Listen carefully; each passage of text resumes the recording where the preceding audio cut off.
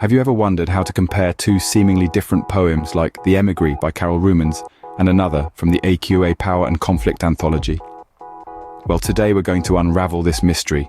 The anthology is a rich collection of poems, each unique and compelling, but for today, we'll focus on The Emigrée, using it as our base for comparison.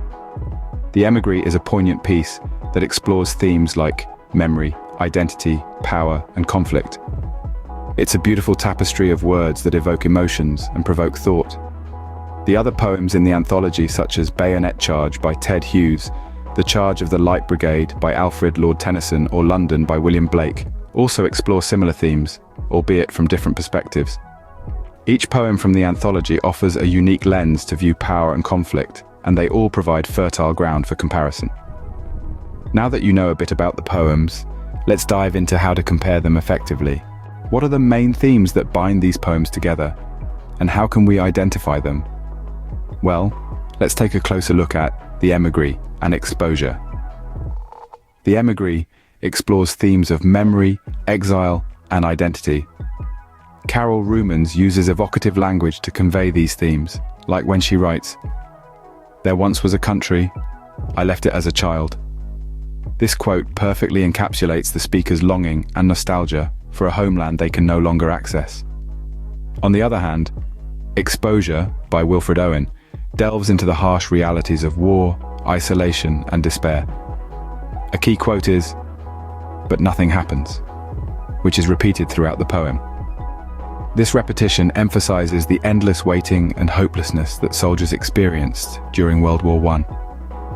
Both poems use powerful, emotive language to bring their themes to life, engaging the reader's senses and emotions. So, when you're reading, pay attention to the language and imagery used, as it can reveal a lot about the poem's themes. Remember, understanding the themes and how they are expressed is the first step to a successful comparison. So how do we go about structuring our answer to gain the highest marks possible? First things first, make sure your response is well organized with clear paragraphing. This helps to guide your examiner through your thoughts. Start with an introduction, briefly outlining the poems and the key themes you'll be discussing. This sets the stage for your comparison. Next, dedicate each paragraph to a specific theme or idea.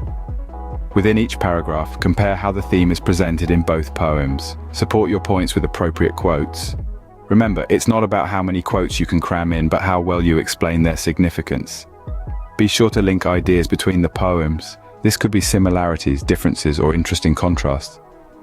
It's these connections that truly showcase your understanding of the texts. Finally, wrap up your response with a thoughtful conclusion, summarizing your key points and your overall interpretation. With a well-structured response, you're well on your way to impressing your examiner. So, what's the takeaway from all this? Well, when comparing The Emigrée by Carol Rumens with another poem from the AQA Power and Conflict Anthology, it's all about recognizing the main themes and supporting your thoughts with relevant quotes. Whether you choose Bayonet Charge by Ted Hughes or Ozymandias by Percy Bysshe Shelley, remember to delve into the essence of the poems and examine the effects of key words on you as the reader. Structuring your answer effectively will also make all the difference in earning the highest marks possible. Begin with an introduction that outlines your main points, follow up with a detailed comparison of the poems, and wrap up with a succinct conclusion that ties everything together. Remember, poetry is not just about understanding, it's about connection. Keep exploring, keep questioning. Don't forget to like, share, and subscribe. Stay curious and keep learning.